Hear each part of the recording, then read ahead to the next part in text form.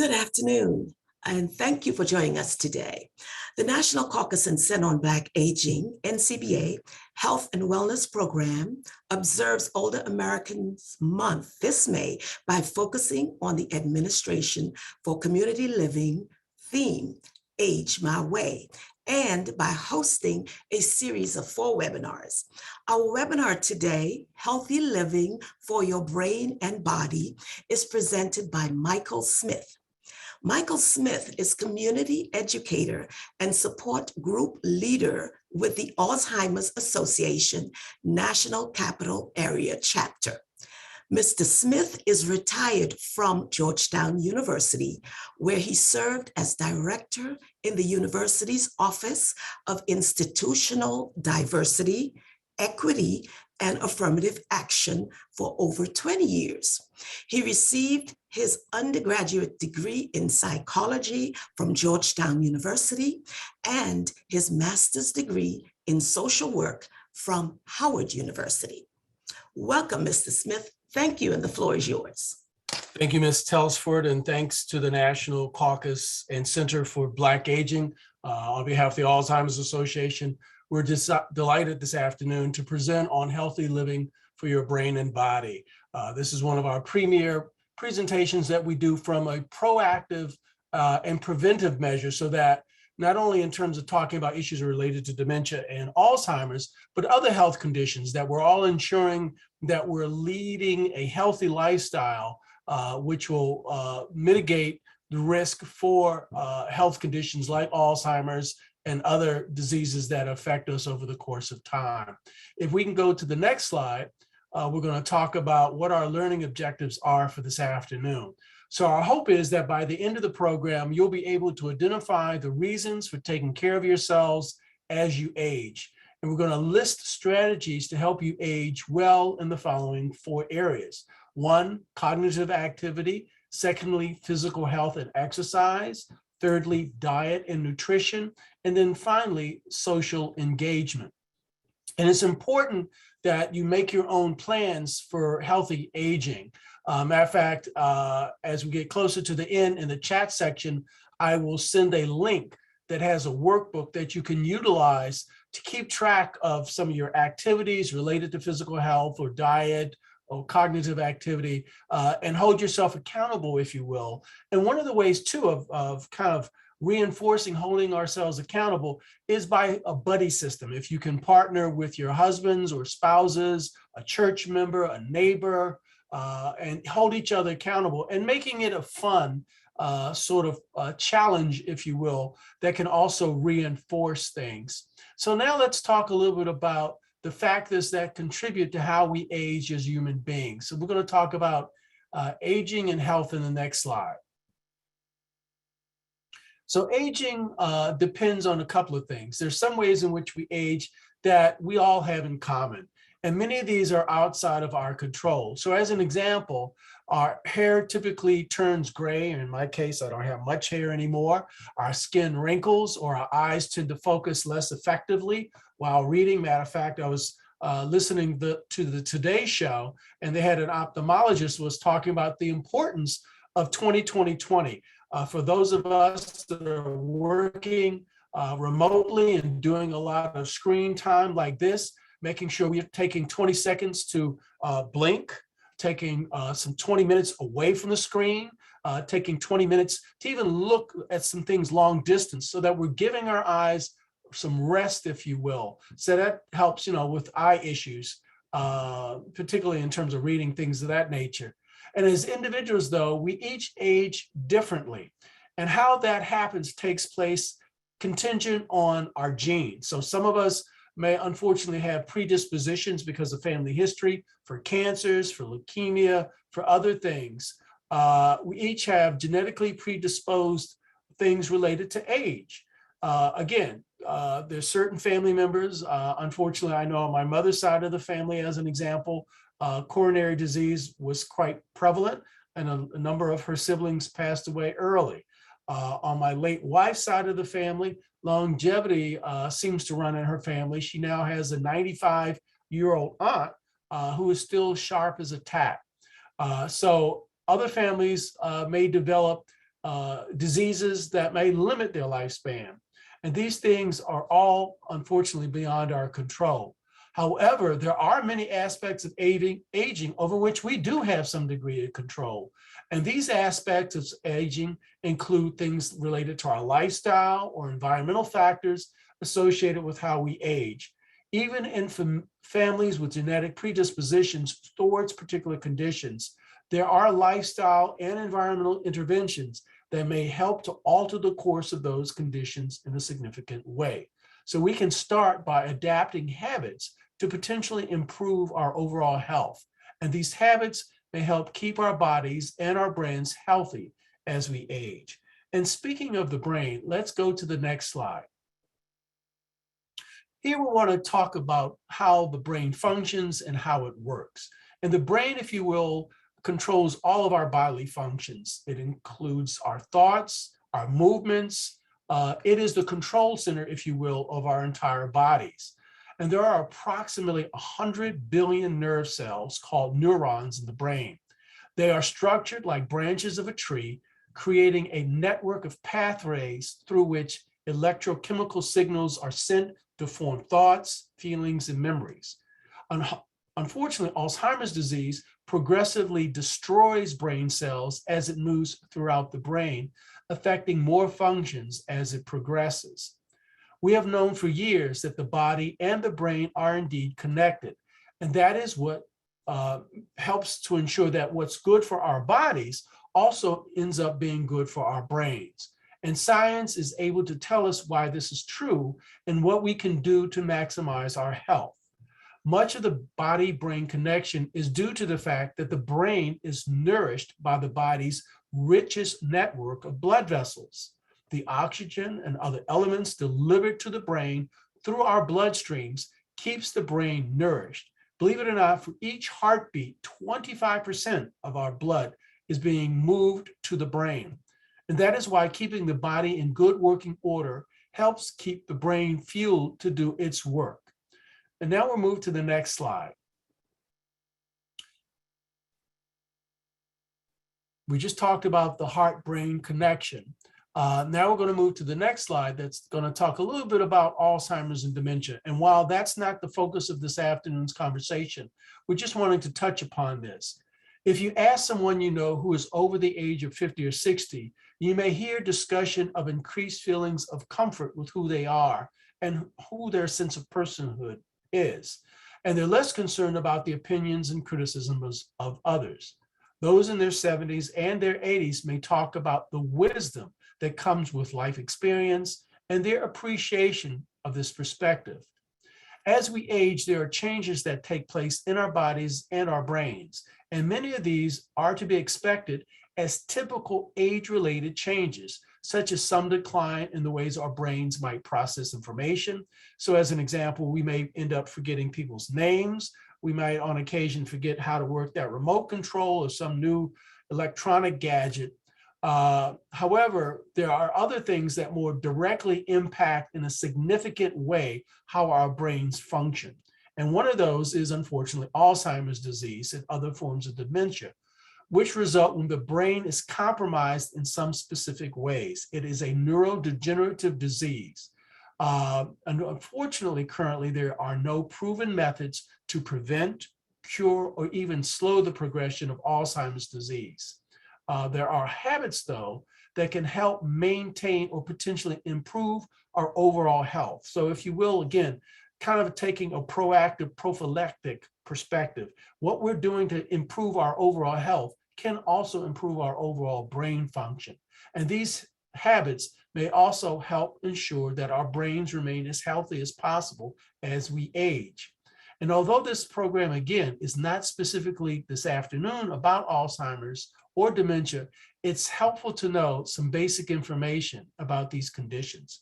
So in terms of dementia, it's a general term that is caused by many different diseases, each with different symptoms. And these symptoms are all the diseases that have one thing in common. They compromise the way the brain works and causes a decline, not only in memory, but other brain functions such as thinking, such as feeling, and all our different bodily functions. And although dementia and the diseases under the umbrella term are associated with aging, they are not. Let me reemphasize, they are not a part of normal aging.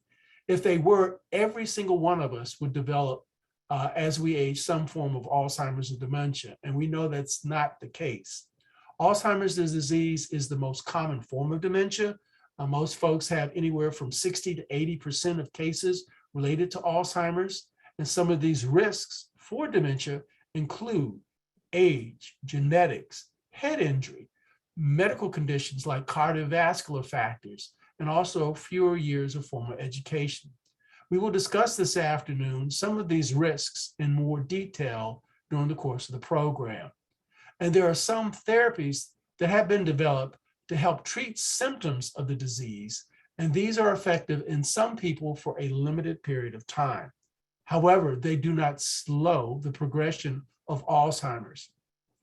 The Alzheimer's Association offers many programs and resources, both in person and, as we're doing this afternoon, remotely online, where you can get information about Alzheimer's and other forms of dementia. And at the end of the program, we'll share some information about how you can access the Alzheimer's Association. But today we're going to talk about the 4 aspects of healthy aging. So we're going to go to the next slide. And these 4 areas are the following: physical health and exercise, diet and nutrition, cognitive activity, and social engagement.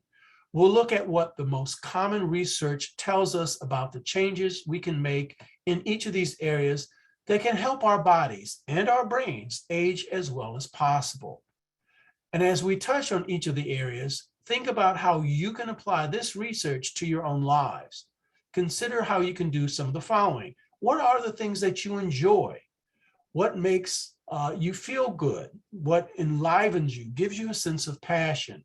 What can you do that's small in number in terms of starting gradually, making those baby steps and gradually increasing to some larger things?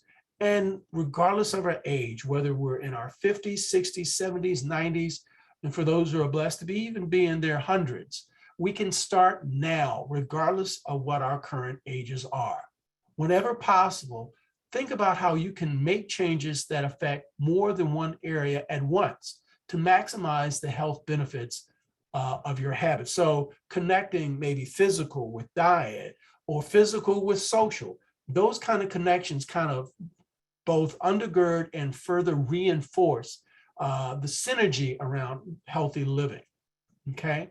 So the first quadrant, if you will, we're going to talk about is physical health and exercise. So we're going to go to the next slide. There's quite a bit of research in the area of how physical activity affects the brain.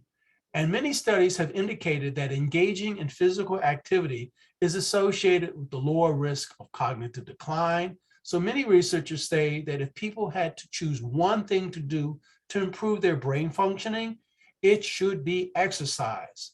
And some evidence suggests that exercise may directly benefit brain cells by increasing the blood and oxygen flow and by reducing other dementia risk factors such as high blood pressure, diabetes, and high cholesterol.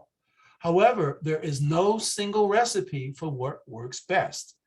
Most researchers believe that exercise should be regular and on the more vigorous side, but other studies have shown that benefits of mild activity such as walking, it's now wonderful outside in terms of the spring, doing gardening, those activities in terms of physical activities can help affect the overall health of ourselves and our brains, okay?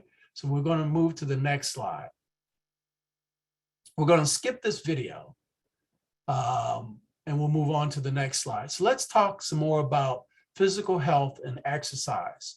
The most important recommendation is to be active as you can and to incorporate activities that you enjoy in your daily routines. If it's new to you to consider, again, exercising and physical activities, start small.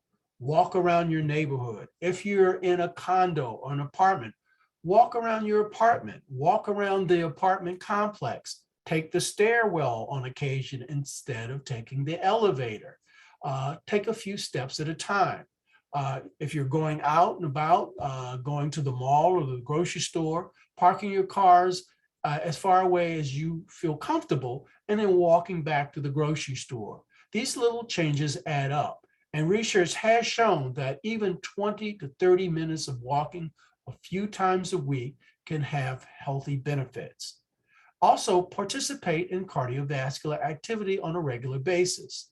This will increase the blood flow to your brain and to your body, providing, again, additional nourishment. And research has shown that for most people, any additional movement is a positive change that can have an impact on overall health. The Centers for Disease Control and Prevention has developed recommended guidelines for physical activity. So we're going to talk about some of those. It's important as we're moving about to move safely to prevent injury. So if you're risky, if you like riding a bike or those little scooters, that sort of thing, making sure you're wearing a helmet when you're out biking and wear other appropriate protective gear as needed. Again, combining physical activity with the social, asking a friend to join you. This way you can make it a social event, a benefit that your brain and body will love. And you can, again, get support, that buddy system, for continuing your routine. Consider physical activities that may also be mentally and socially engaging, such as, if you're comfortable, given we're at the lower end of the pandemic, we're not at the acute phase, although we still are under that umbrella of what's going on with COVID. But if you're comfortable getting out to a dance class, I know one of my friends has indicated to me there's a church not too far from me that starting on May 9th, they have a hand dance class. And for those of us that are native Washingtonians, we know the challenges and the competition, different parts of the city that love hand dancing. Southeast thinks they better hand dance than Northeast and things of that nature. Joining an exercise group. A lot of people have gone outdoors to do yoga, Tai Chi, just stretching, things of that nature. And again, by being outside, you're breathing in some fresh air, you're engaged in social activity. If you're into golf or tennis, things of that nature can be other physical activities that can be mentally and socially challenging and stimulating. But it's also critical before engaging in any physical activity to check with your healthcare providers to ensure you're in good health, that if you are going to engage in something that's increasing your cardiovascular activity, that there's not any impact on your heart, things of that nature. And finally, remember that it's never too late. I can only emphasize that yet again. No matter how old you are, start small, get your body and brain going so that you can reap those benefits. Let's move on to the next slide in terms of some of the things that we can do. So studies have found that smoking increases the risk of cognitive decline and may increase the risk of dementia. Additional benefits of stopping smoking include a lower risk of heart attacks, a lower risk of stroke and lung disease. Better blood circulation can happen when we're not smoking, and avoiding excess to exposure to secondhand smoke. Alcohol can have deleterious effects. Although a glass or two of red wine is considered, good for healthy benefits, you should not start drinking if you're not doing so already. And if you are drinking, making sure you're drinking socially. Women need to drink less than men, given body fat index and things of that nature. It's not advisable to drink in excess of 2 drinks a day, particularly for men. Also, excessive drinking of alcohol has some serious negative consequences, such as it can impair or slow communication among the brain cells. It can lead to fuzzy memory and drowsiness, long-term changes in balance, memory, emotions, coordination, and body temperature. Excessive drinking can be a big contributor to falls and fall-related injuries in older adults. It can also negatively interact and compound various medications, leading to potentially dangerous or even life-threatening consequences. It's also critical to get enough sleep. Inadequate sleep due to conditions like insomnia or sleep apnea can cause problems with memory and thinking. And clearly, avoiding any injury to our heads. Head injuries and falls can contribute to physical and cognitive difficulties. So again, if you're out there riding a bike or engaging in other activities that get you on scooters or rollerblades or roller skates, skiing if you're into that, making sure we're wearing our helmets when we're doing those sorts of activities. Studies have found that regularly engaging in physical activity, again, can decrease stress, can increase your ability to manage stress, leads to better overall mood. It can improve things related to anxiety disorders, depressive disorders, things of that nature. So it's important to monitor our stress and to take action to minimize and seek professional assistance to address anxiety. So it's important, if need be, to engage a mental health professional to address things related to our mental health. We're into physical health, but it's also critical to be into our mental health and making sure we're addressing any mental health concerns. It's important to engage our healthcare providers and also even to talk with them in general about various medications. I recently had my annual physical with a new internist, and she, in consultation with my cardiologist, reconfigured some of my medications so that I'm not taking so many, making sure that they're not counteracting each other and things of that nature. So talking with your primary health provider can be critical to ensure we're leading a healthy lifestyle, that what we're about to do in terms of physical activity, things of that nature, won't have deleterious effects. And it's important to find a healthcare provider that we trust, that we can rely on, and believe what he or she is telling us in terms of what we need to follow. Oftentimes, when we have good relationships with our healthcare providers, it can lead to feeling that we're truly following their directions and guidance, which can help us in terms of our health and things of that nature. Other things we can do in terms of physical health and exercise, if we go to the next slide. Here we're seeing that there's growing evidence suggesting that many factors that increase the risk of heart disease and strokes may also increase the risk of dementia. And these include high blood pressure, diabetes, obesity, and possibly high cholesterol.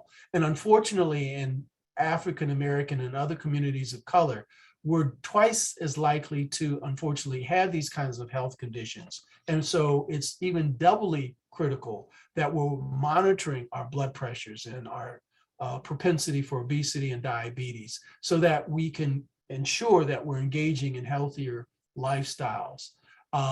Clearly, we're needing to engage in clinical studies if we're inclined to be participants in clinical studies related to things like Alzheimer's or diabetes.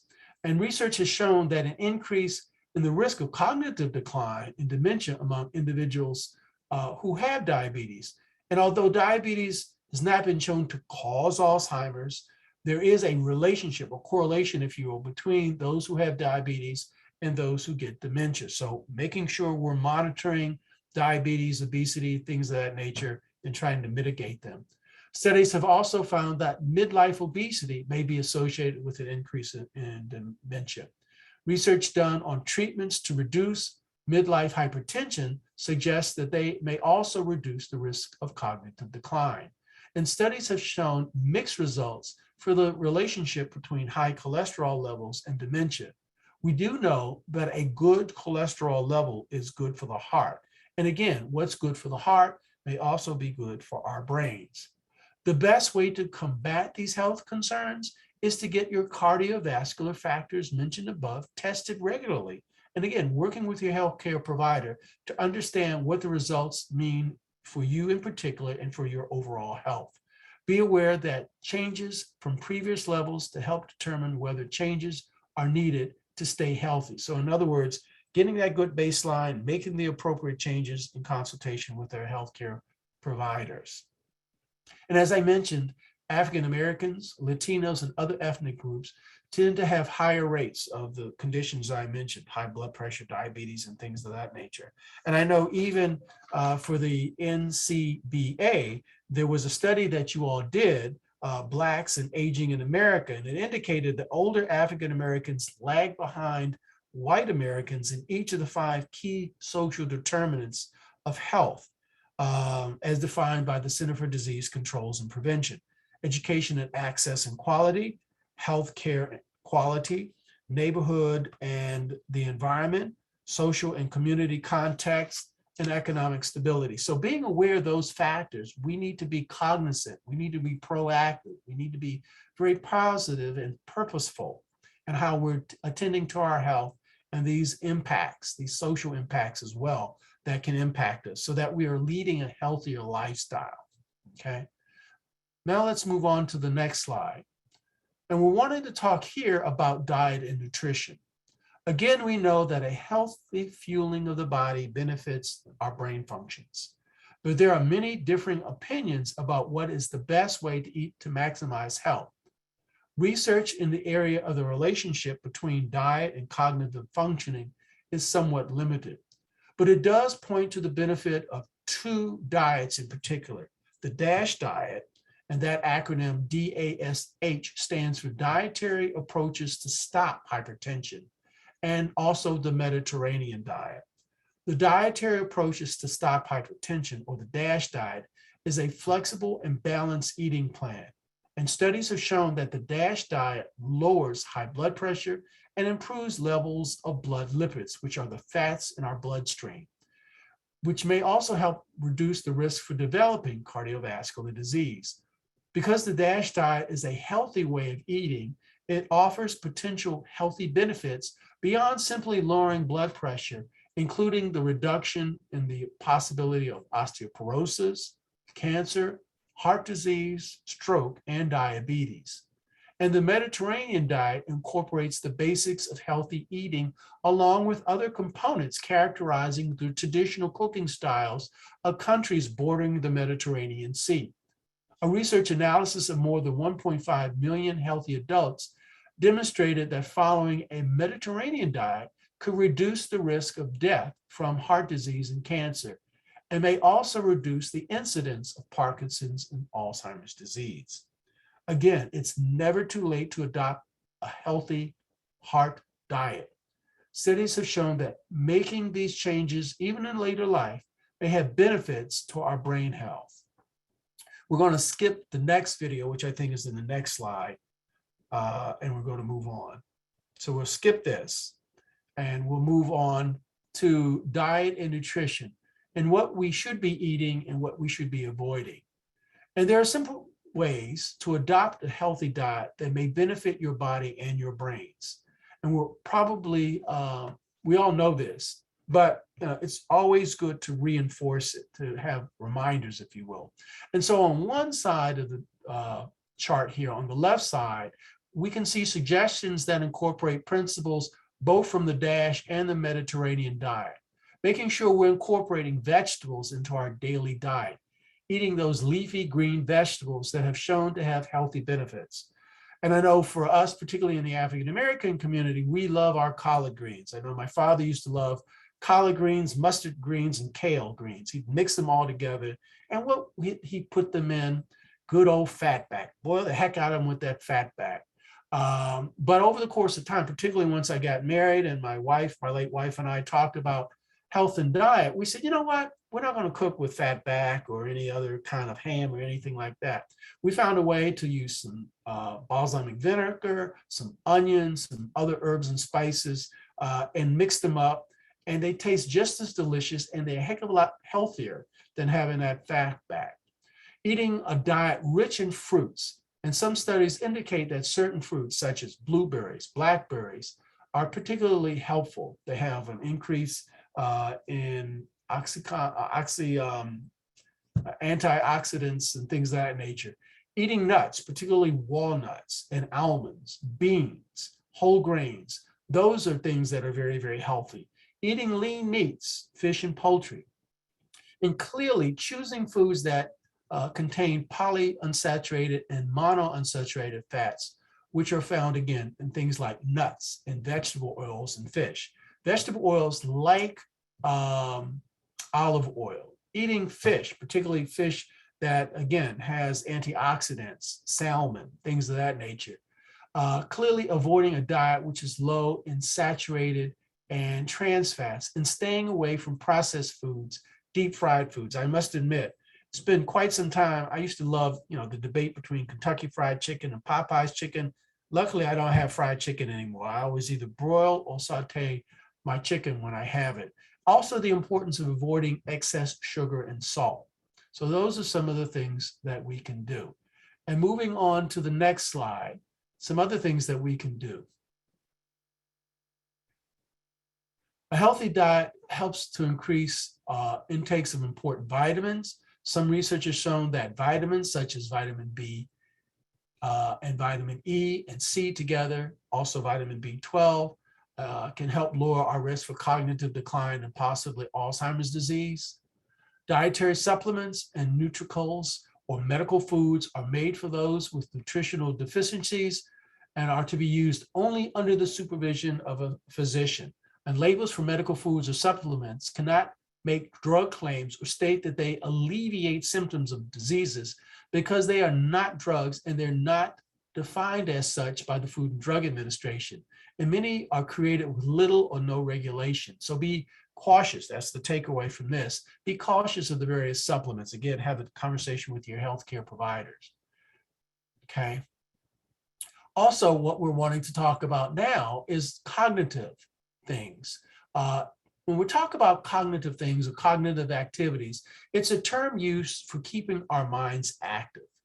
Anything that uses your mind in challenging ways is considered a cognitive activity and can possibly have short and long-term benefits for your brains. And as you use your mind in new and challenging ways, your brain actually begins to form and nourish new pathways. So there's no neurotransmitters that can occur, even in people who have mild cognitive impairment or the very, very earlier stages of Alzheimer's disease. So even keeping those brain cells connected and nourished and creating new pathways by doing something new. The more pathways you have, the more nimble your brain is, and the better you're able to guard against the effects of injuries or diseases that may compromise brain functioning. And there have been studies that have been done in which some people engage in cognitive activity by playing games or reading material that was challenging for them. Those who kept their brains active in these ways could recall information that was recently learned and remembered it later for a greater period of time than those that kept their minds not stimulated. We do know that however, we do not know all the reasons why staying cognitively engaged may be beneficial. But most research is taking place today, and they continue to explore that question. The research that is out there has shown that engaging in formal education, classroom-based learning, administered by professionally trained teachers in any stage of life may help keep our brains healthy and can protect your brain from developing dementia. Some researchers believe that this may be due to education creating a more robust network and communication pathways between neurons in the brain. So learning a new language, learning second language. I'm taking up some Spanish. My second grandson, my daughter-in-law is both El Salvadoran and Vietnamese, and her mom's El Salvadoran. So keeping up with him learning Spanish clearly from his maternal grandmother, I'm trying to learn some Spanish. And so that's helping. Learning a new card game, bridge game, Sudoku. Also, there's this new thing out there called Wordle. It's figuring out within 5 letters what this word is. So learning new things, learning an instrument, a music instrument, playing the piano, things of that nature can help as a brain activity. Okay. Some of the other things we can do, we can move to the next slide. We'll skip the video on this. So here's some of the things we can do. Again, if you're handy with your hands, building a piece of furniture, trying a new cooking technique. A good buddy of mine, I'm retired, he's retired. He used to cook for Marriott, and he loves cooking. He's now in the process of getting his food handler's license and catering license. So he's often showing me new cooking techniques. He's showing me some new recipes. And so we do this, the male typical thing. We're doing this little competition about who's got the best recipe. And then we bring in some friends to do a taste off. reading books and articles that challenge and inspire you. You know, some of us who are very church and faith-based, if we're reading our Bibles or we're doing a Bible study, leading a Bible study, those sorts of things, focusing on topics of interest that provide you with new learning or add to what you already know. I know I've been dating for the last 2 years. My girlfriend and I, we love combining, looking at new neighborhoods, walking around Shaw, walking around the U Street corridor. So we're getting our physical activity in.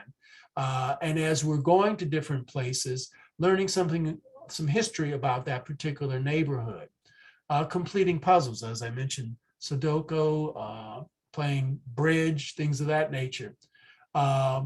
So those are things that we can do to help ensure that we're learning new skills, new hobbies, learning something new that is of interest and enjoyable to you, can be very healthy and helpful as we're increasing that cognitive stimulation.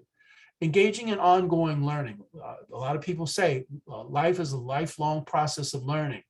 And as I mentioned earlier, you know, engaging in formal education. As a retiree from Georgetown, the retiree club often invites retired faculty in to teach different courses. I had a course I took last fall on modern Islam, which was quite fascinating. We're currently reading a faculty member's book on franchise and how McDonald's and other franchises, it's kind of incorporating Black history with the whole notion of Black empowerment, the dynamics between how franchises in some instances help the Black community, how Black empowerment challenged things like McDonald's to say, you need to be better engaged activity and community engagement. It's not just a matter of having us eating your fast food, but creating economic opportunities by ownership and things of that nature. So learning some new things about history, things of that nature. Also, you know, even engaging grandchildren and teaching them things that we know keeps us engaged physically. And also by teaching them maybe how to play an instrument or helping them with their homework, keeps our functioning brains going. You know, for those of us that were math majors who enjoy math, teaching our grandchildren, you know, algebra, things of that nature. And as I mentioned earlier too, joining a club that's focused on common interests. So if you have a particular club interest, bridge or chess or checkers, spades, whatever, again, you're combining that cognitive activity with the social activity. And that's a double benefit that will keep your mind active while engaging in that social interaction. And while brain training activities such as computer games aim to improve memory and attention span, and they're exciting, there's some research that indicates that not all of these activities have truly proven to buffer against things like Alzheimer's disease. So be cautious of commercially marketed brain games with big claims and promises.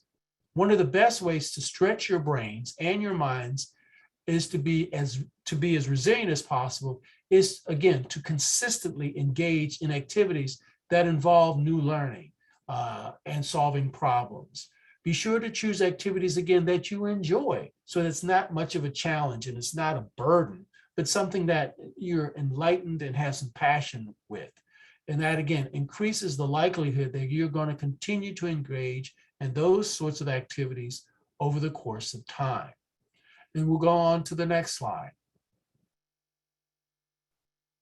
So our final quadrant talks about social engagement or interacting with others in social settings. And here there's the least amount of research in this area. However, there is some research that indicates that connecting with others socially may benefit brain health and may actually delay the onset of dementia.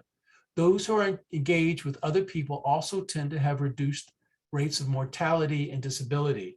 And I do know, and again, the NCBA has talked about this, unfortunately, in the course of the pandemic and being isolated. With the sense of isolation, there's been an increase in cases of depression and anxiety. And when we're feeling more depressed and more isolated, that can reduce our cognitive functioning and can lead us vulnerable to things related to brain health issues, brain challenges. But if we're engaged in social activities, I know my mom, she's 88 years old. Unfortunately, given the pandemic, she's not had an opportunity to go to, fortunately for her, she lives within a mile of a senior center. But one of the things she enjoys, and she's not computer literate, but she has her whole phone tree of individuals she's either calling on a daily basis or they're calling her. Or she'll at least get outside and walk around the neighborhood. And in the course of walking around, she's seeing neighbors. I know once a week on Tuesdays, matter of fact, today's Tuesday at 6 o'clock, she's Roman Catholic. They engage in the rosary. So she's on, the rosary call. So again, having those kinds of social opportunities. And it does indicate from research, scientists have said that the traits that enable people to build and maintain friendships acts as a buffer against, again, things like cognitive impairment. And regardless of the reason, we know people don't do well in isolation. When people are feeling good about their social networks, they tend to make healthier choices in other areas of their lives.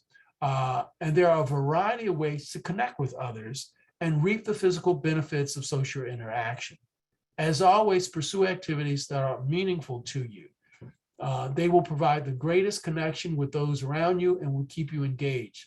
Sometimes you can engage in an activity that combines, again, other areas of healthy living, such as walking with a friend, which I mentioned earlier, volunteering, tutoring, engaged in your community or church activities. And it also provides us with a sense of purpose, an activity or connection that gives us a sense of being, a sense of, I'm getting up this morning to do something that's helping the greater good of my community, of my neighborhood, of my church. And that gives us a sense of purpose and a sense of resilience. So now let's look at all four quadrants and kind of pulling all of this together, pulling these four pieces together. If we can go to the next slide. We've talked about social engagement here, so we'll move on to the next one. So each of the four components we've explored this afternoon has potential benefits for physical and cognitive health. And recent research suggests that combining activities in all the four areas we've been talking about has the greatest benefit in maintaining and improving our overall brain health. There's a video that we're going to skip, and we'll move on to the next slide. So in taking a holistic approach to wellness as we age, consider your health across the various components, including, again, our physical health, our intellectual health, our social, our spiritual, our emotional, our vocational areas. You can make simple changes that have a cumulative effect, helping you live as well as possible. And so it is important, particularly for those of us of color and in the African-American community, our spiritual and religious faith is critical. And that also helps us in terms of our sense of resilience, in terms of our sense of endurance, and helps connect us socially. Again, there's church activities that also can be cognitively challenging and physically challenging. I know some churches do have a health and wellness committee.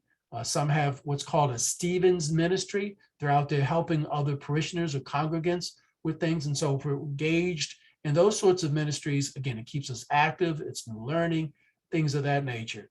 Some of the critical things I think to be mindful of, it's never too late to start. So begin today, this afternoon. Hopefully you can get out and take a quick walk. Start small, take a few steps if you're in an apartment building.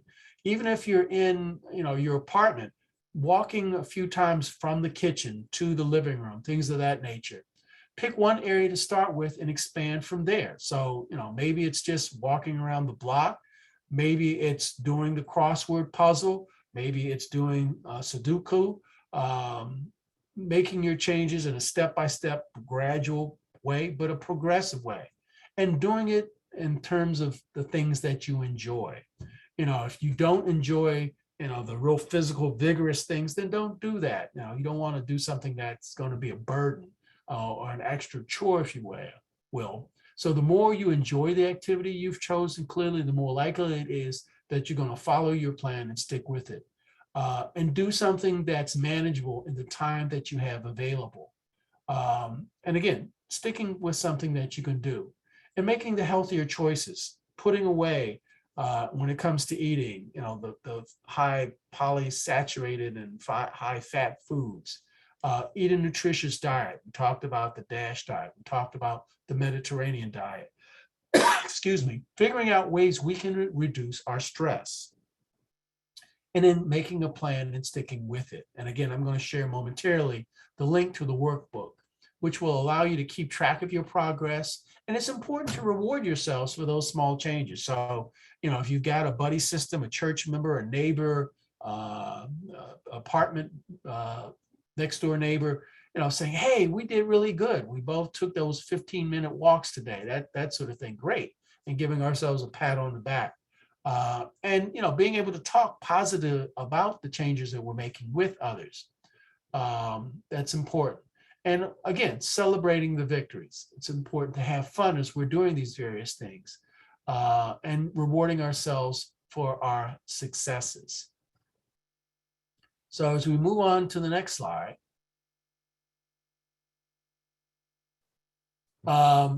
just the importance of being a savvy consumer. Again, particularly on the nightly news, they're always marketing certain medications to us because of the age demographic, but be cautious about what you're hearing, those promises about these age, brain things, that sort of thing.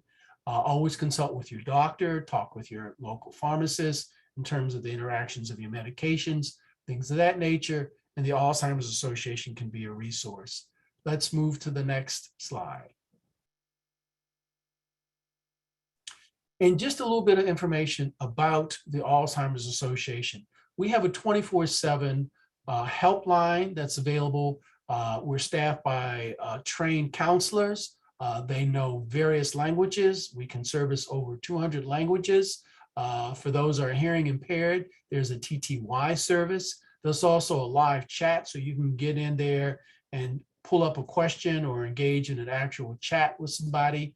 The helpline can help in the middle of the night, whether you're dealing with a crisis with a loved one that might have Alzheimer's or other forms of dementia, you're dealing with a stressful situation, you're needing a care plan, you're needing resources in terms of, gee, I do have a loved one that's had the earlier stages of Alzheimer's, maybe they're moving into the mild or the later stages of Alzheimer's, should they go into assisted living or nursing home, what's next? So we can offer that sort of guidance through the 24/7 helpline. If we go to the next slide, we have virtual programs like this afternoon. We'd be more than happy, and we've talked with Ms. Bodie and Ms. Tellisford about this, maybe having us come back and doing some of the other programs related to the 10 warning signs or understanding Alzheimer's or dementia, or having those difficult conversations, the dementia conversations with loved ones who might be showing signs of dementia or Alzheimer's, or if somebody unfortunately does have it, what are the effective communication strategies? How do we engage a loved one in terms of how we communicate? And what are the legal and financial implications if we're trying to get ourselves in a good place to make sure our resources, financial and otherwise, are not compromised if some critical health condition comes up? And again, we have many, many more virtual programs. I'm going to put in the chat the link to the workbook, so you'll have access to that. And I think we'll stop here, and I'd be happy to entertain any questions that you might have. Michael, thank you very much for your thoughtful presentation. And as Michael mentioned, he'd be happy to take your questions, and if you could put them in the chat, that would be great. And to kick us off, I want to first say Hoya Saxa to you. And then secondly, we have many Washingtonians on this call today.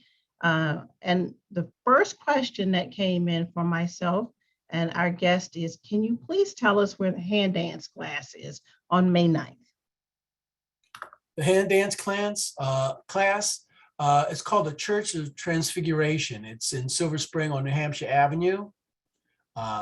So I don't unfortunately have specific information about that, but hopefully maybe you can go to the Church of Transfiguration. It's an Episcopal church on New Hampshire Avenue, and maybe off its website, they might have some information.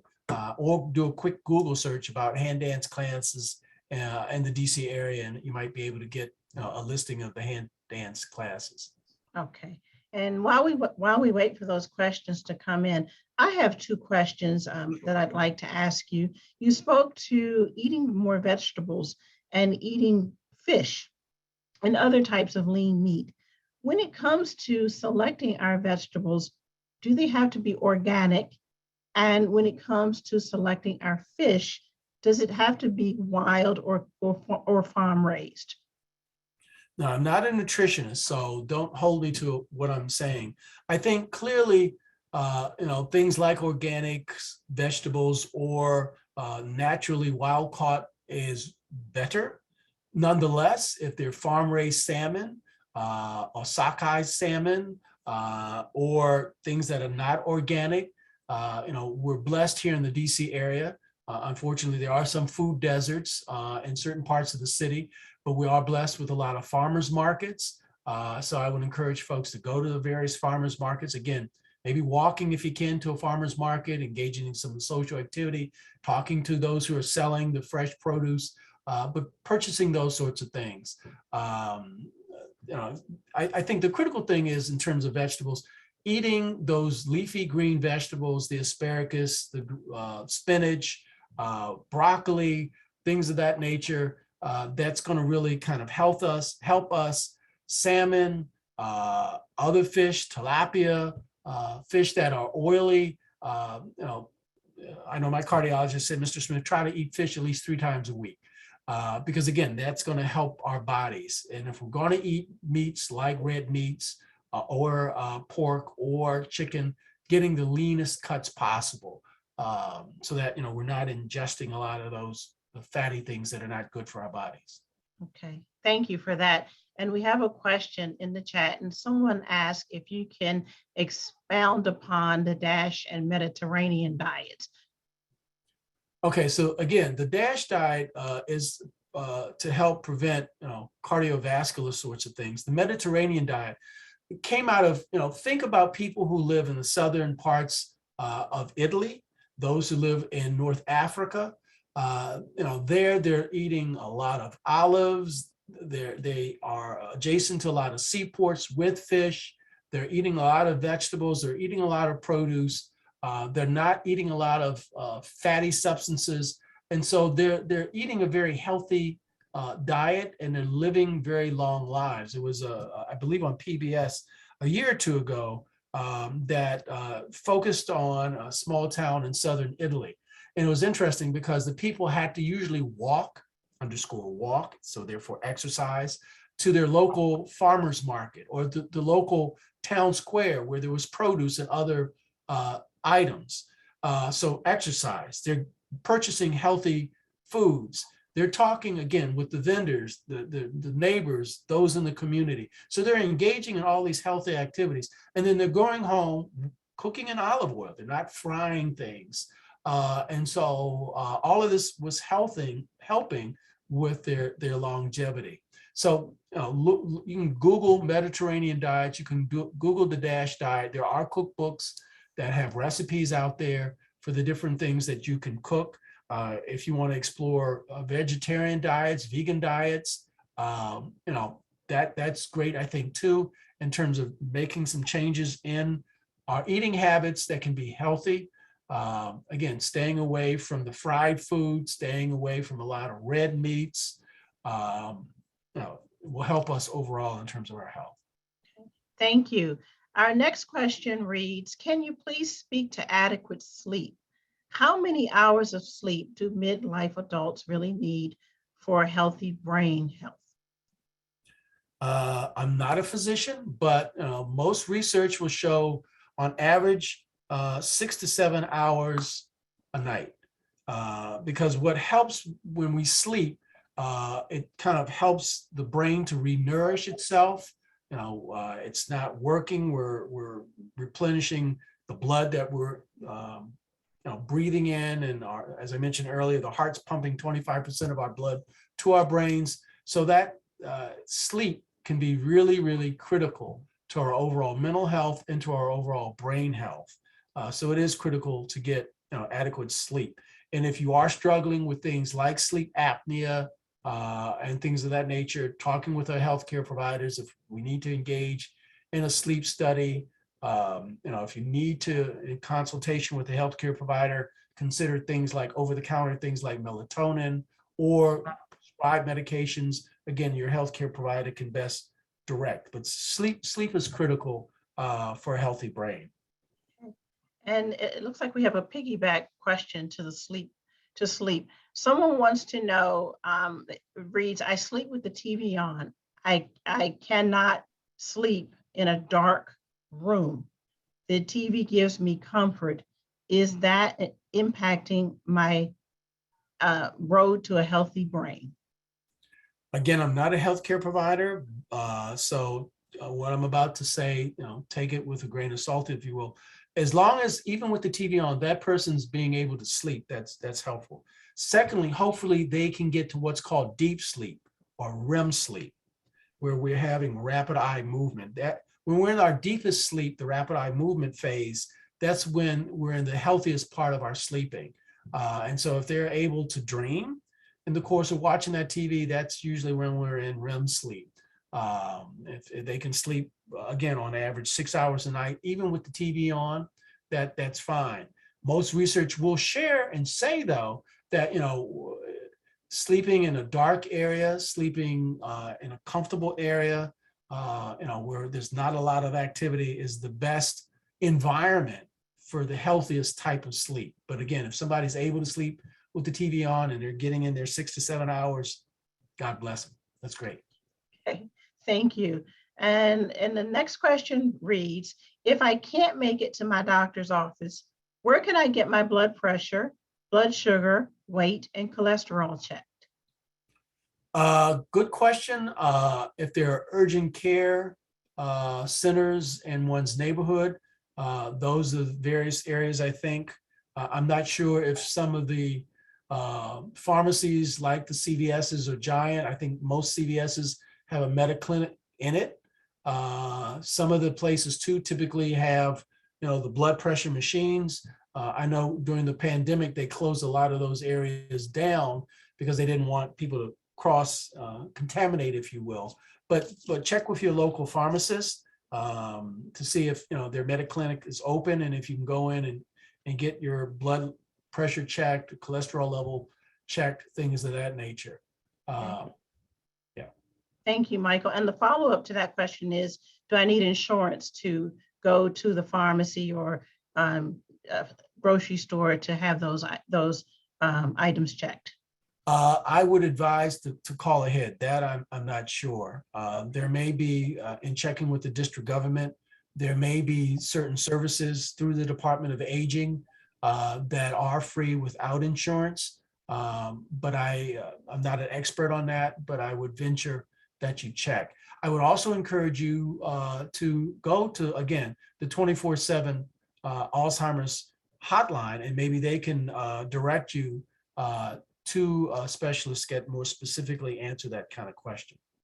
Okay. And it looks like we have time for just one more question, Michael. And so it reads, should I consider joining Silver Sneakers? And if I do, will they be able to help me with brain fitness activities, nutrition, sleep, and other cognitive activities? I'm not sure what Silver Sneakers are. I don't want to be make an assumption, but it sounds like something that engages running or walking or whatever. I think if the person knows exactly what Silver Sneakers offers in terms of activities in consultation with their healthcare provider, they can engage in those kinds of activities that Silver Sneakers offers. I see that Ms. Fagan with the Alzheimer's Association put in a resource. There's an annual wellness check that includes a mini mental assessment. I also, for those of us who have Medicare, your annual wellness check, I think, is free. And that annual wellness check will include things like a mini mental assessment and some other diagnostics, which will get at our comprehensive health, our brain health, our body health, things of that nature. Okay. And Michael, we really are at 2:00, but there's one question that just came in the chat. So if you will indulge us, thank you. The last question asks if you can please speak to inflammation and how that affects the brain. Okay. And I'm not a healthcare provider, so I would encourage whoever's posed that question to have a conversation with your healthcare provider. But there appears to be my understanding that inflammation can affect not only our brains, but other organs within our body. So if we can manage inflammation, again, through our diets, having a conversation with our healthcare provider, they can best address how inflammation may indeed directly impact our brain function and our brain health. Thank you. Thank you very much for such a thoughtful presentation. I know I've got lots of work to do. Thank you for encouraging the exercise buddy. I rely on my exercise friend all the time. So thank you for stressing the importance of that. And we welcome you to come back at any time, both you and Ms. Fagan, to talk about the 10 warning steps to Alzheimer's. And we just thank you very much for this afternoon. And to our audience, we thank you for joining us. We look forward to seeing you on Thursday as we unpack diabetes, and it's diabetes and obesity. Thank you very much and have a good afternoon, everyone. Thank you all. Enjoy the afternoon. Thank you. Bye-bye. Bye-bye.